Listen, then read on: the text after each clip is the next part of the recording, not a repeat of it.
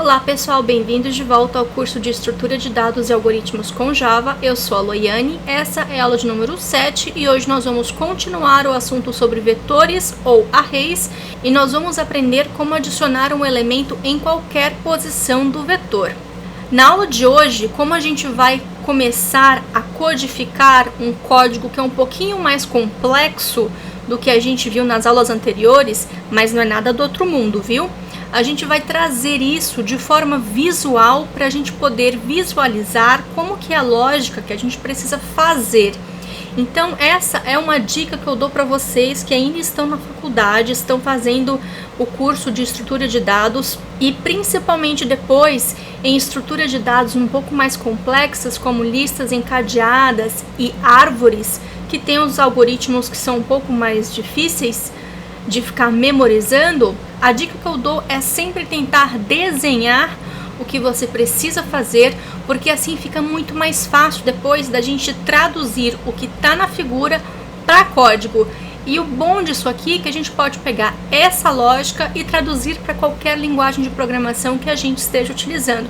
Afinal, a lógica de adicionar um elemento em qualquer posição do vetor vai ser a mesma para qualquer linguagem de programação que você for utilizar. Então, essa parte da imagem fica super show para a gente começar a traduzir os nossos códigos. Então, vamos lá, vamos fazer um exemplo. Nesse exemplo, a gente tem um vetor com 10 posições, ou seja, nós temos a capacidade para 10 elementos nesse vetor. Até agora nós temos 5 elementos no nosso vetor que vão da posição de 0 até a 4. Os elementos que a gente tem é o B, C, E, F, G. Então aqui a gente está querendo inserir o elemento A na posição 0 do vetor, ali antes do B. Como é que a gente vai fazer isso daqui? Como é que a gente coloca o A ali na posição 0? Será que é simplesmente atribuir o A na posição 0 do vetor? Se a gente fizer isso, a gente vai perder o B, já que a gente vai sobrescrever a posição 0 que já está ocupada com B. Então a gente não pode simplesmente chegar e atribuir um valor, como a gente fez no algoritmo para adicionar elementos no final do vetor. Então isso não funciona. Vamos tentar simplificar um pouco mais a nossa lógica. Eu peguei aqui o caso logo mais difícil, já que temos um vetor com alguns elementos e a gente quer inserir lá na primeira posição do vetor. Então vamos supor antes que a gente queira inserir o A na posição 4, onde está o G. Como é que a gente faria isso? A gente não pode perder o G, então a gente já sabe que a gente não pode simplesmente fazer vetor índice 4 receber o valor A. A gente precisa mover esse valor G para algum lugar. E esse lugar é a posição 5, porque a posição 5 está vazia. Então, se a gente mover o G para a próxima casa, para a próxima posição vazia, que é a posição 5, a gente consegue inserir o A ali no lugar do G e a gente não perde nenhum elemento e fica com um elemento a mais no vetor. Beleza. E se a gente tentar colocar o A, ao invés de colocar na posição G ali, que é na posição 4, na posição 3, que é onde está o F? A gente pode fazer a mesma coisa, a gente pode mover o G para a posição 5, a gente pode mover o F para a posição 4 e a gente pode atribuir o A ali para a posição do F, que é a posição 3. E a gente, da mesma forma, insere o valor e não perde nada no nosso vetor. Concluindo essa lógica, nós temos que mover os elementos para a posição seguinte para a gente poder fazer espaço no nosso vetor. E é exatamente isso que a gente precisa fazer para colocar o A na posição 0. Vamos tentar fazer de forma visual, inserir o A na posição 0 do vetor. Primeiro, a gente vai mover o G para a posição 5, ou seja, a gente faz o vetor do índice 5 receber o vetor do índice 4, então a gente move e está ali em azul o que a gente acabou de atribuir. O próximo passo é fazer a mesma coisa com F. O F está na posição 3, a gente vai mover para a próxima casa. Antes ali estava o G, então a gente está sobrescrevendo o valor que era o G pelo F. E a gente vai fazer a mesma coisa também com o E, vai para a próxima posição. Vai fazer a mesma coisa com o C e vai fazer a mesma coisa com o B. Então, depois que a gente empurrou todos os elementos para frente, a gente conseguiu fazer um lugar na posição 0, pronto para receber o elemento A, que é justamente isso. Só falta então atribuir o elemento A na posição desejada. E note que ali o tamanho ele também foi incrementado. Antes a gente tinha um tamanho 5 e agora a gente tem um tamanho 6. Então a gente conseguiu inserir o elemento A na posição 0, que era a posição desejada. Essa é a lógica que a gente precisa fazer. O que nós precisamos fazer agora é traduzir toda essa parte visual que a gente acabou de ver em código. Mas antes da gente partir para o código, eu queria que vocês notassem alguns detalhes que vão ajudar a gente a fazer o nosso código. O tamanho que nós temos é 5. A posição que nós temos ali, vazia, para começar a mover os elementos, para começar a receber os elementos, é justamente a posição que está no tamanho. Então, se a gente iterar o vetor desde a posição tamanho até o índice da posição que a gente quer inserir o nosso elemento, a gente consegue aí fazer lógica para mover os elementos. Vamos então para o código Java para poder fazer isso na prática. Aqui com o Eclipse aberto, a gente vai codificar mais um método adiciona, só que aqui, ao invés de passar somente o elemento, nós também vamos passar a posição que a gente quer que o elemento seja adicionado. Então nós vamos fazer aqui um overloading. A gente vai sobrecarregar o método adiciona, modificando a sua assinatura. Então vamos lá, public boolean adiciona. Aqui eu vou passar primeiro a posição que eu quero adicionar esse elemento. Então, posição, e eu vou passar também o elemento que a gente quer adicionar para o nosso vetor. Aqui, já no final, eu vou fazer um return false.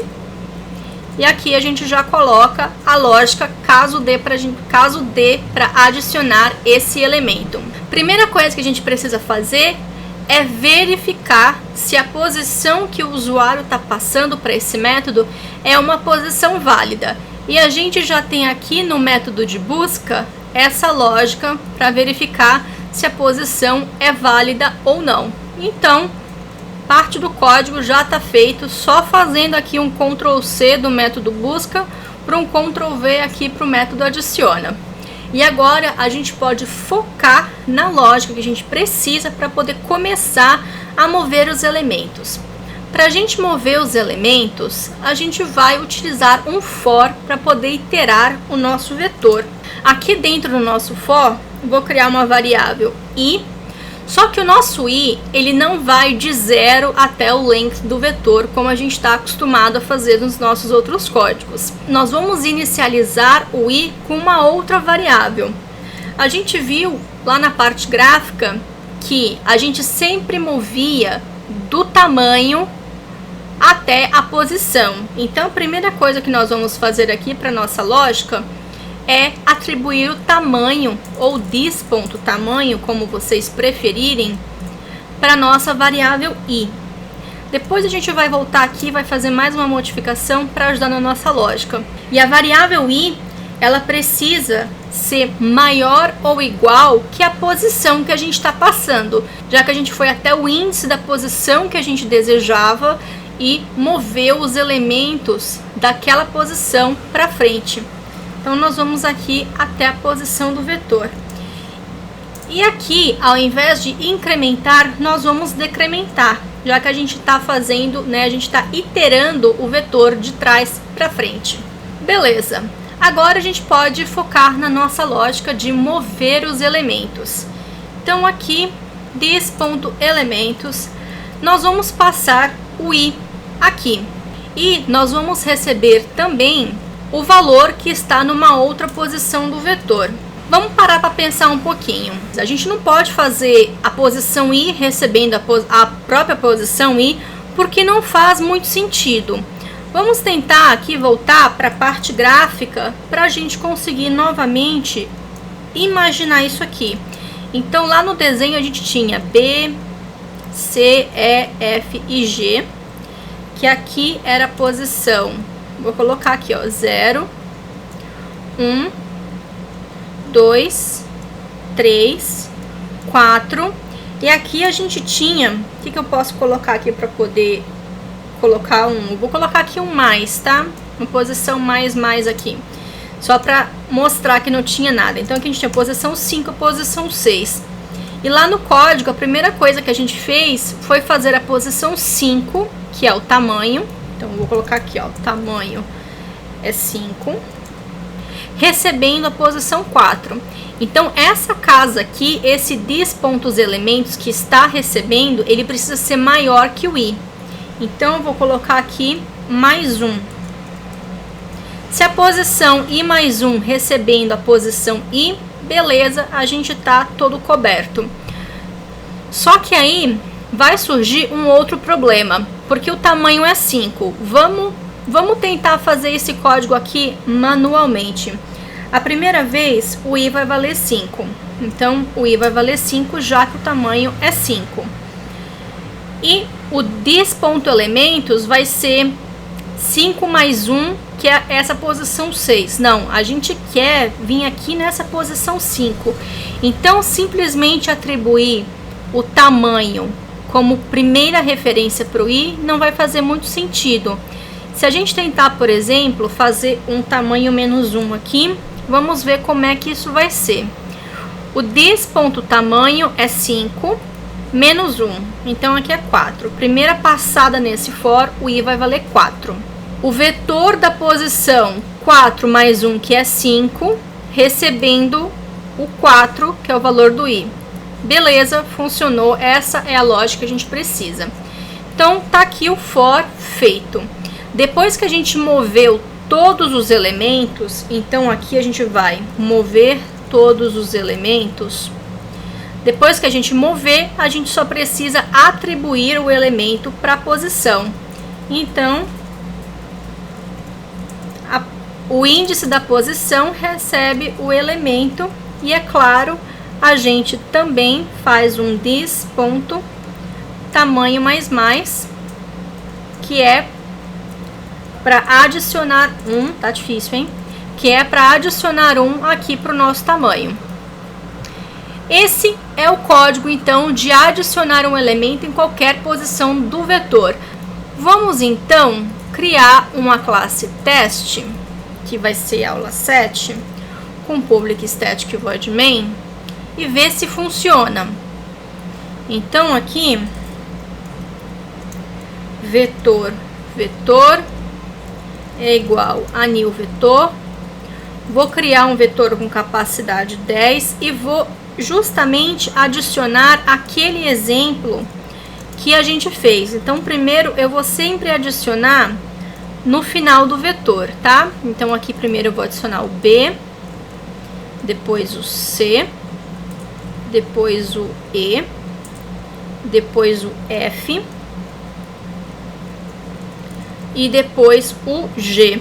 Vou pedir para imprimir o vetor, só para a gente ver como é que está o vetor. Depois eu vou pedir para adicionar na posição 0 o elemento A. E no final eu vou pedir novamente para poder imprimir os elementos na tela.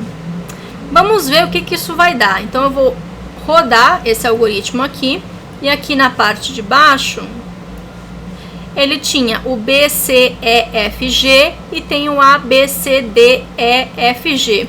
Eu quero então agora adicionar também o D na posição 0, 1, 2, 3, aqui no lugar do E. Então eu vou fazer isso aqui novamente. Na posição 3, o D. Temos aqui então as letras de A até a G adicionadas no nosso vetor. A dica que eu dou para vocês é que vem aqui na classe vetor, coloca um breakpoint no for e executa esse algoritmo aqui em modo debug para vocês verem exatamente o que está acontecendo. Eu vou fazer aqui então, eu tenho um elemento, this.elementos, a gente consegue ver aqui o que vai acontecer. Eu vou apertar o F6 aqui, que ele vai para a próxima linha. Então aqui a gente vai também ver o valor de I. E aqui copiou o G para a posição 5. O I vale 3, copiou o F aqui. O I vale 2, copiou o E. O I vale 1, copiou o C aqui. O I vale 0, vai mover o B para a posição 1. Moveu. Acabou. O I é maior ou igual à posição, já que a posição que a gente passou é 0. Agora a gente só pega o elemento e atribui para a posição que a gente passou, que está o A aqui. Incrementa o tamanho, está aqui em amarelo também. E retorna falso. Não retorna falso. Aqui a gente precisa de retornar um true. Isso aqui é coisa simples de se fazer. Então vamos para o próximo. Ele adicionou o A, vai imprimir. Agora ele vai adicionar o 3, que é o D. Eu vou apertar o F5 para poder voltar aqui para o método. Venho aqui de novo. O this.elementos. Agora note que a posição é 3. O tamanho é 6. Então, o I vai começar do 5, que é exatamente essa posição 0, 1, 2, 3, 4, 5, que é aqui. Como aqui a gente faz o I mais 1, a gente vai mover o G para essa próxima posição nula aqui. Depois, a gente vai mover o F. Depois, a gente vai mover o E. O I, ele tem que ser maior ou igual à posição. A posição aqui é 3, então ele vai sair do for nesse momento, porque ele já moveu todos os elementos que ele tinha que mover. E a gente está inserindo um elemento bem aqui no meio do vetor. Então vai sair do for. Aqui ele vai atribuir o elemento na posição 3, que é justamente essa posição aqui. Atribui o D, vai incrementar o tamanho, que agora vale 7, e retorna o falso. E com isso a gente consegue aqui imprimir e termina a execução do nosso programa. Vou parar aqui. Só pra gente... Vou colocar um true aqui. Se a posição é posição falsa aqui, não precisa nem retornar o falso. Mas só trocar o falso por true. Então a gente tem um algoritmo que insere um elemento em qualquer posição do vetor. Caso vocês queiram, vocês podem fazer também um método retornando void, ou seja, não precisa de retornar aquele true se vocês não quiserem. Na próxima aula, a gente vai ver como é que a gente pode adicionar mais capacidade ao vetor quando a gente precisar. Dessa maneira, a gente não fica preso naquela exceção ou de não adicionar elementos no nosso vetor. Caso tenham interesse no material de apoio, é só fazer o cadastro lá no portal loiane.training. E é isso, pessoal, espero que tenham curtido mais uma aula, vou ficar esperando pelo feedback de vocês e, por favor, não esqueça de dar um joinha aqui no YouTube para ajudar com a divulgação do curso. Até a próxima!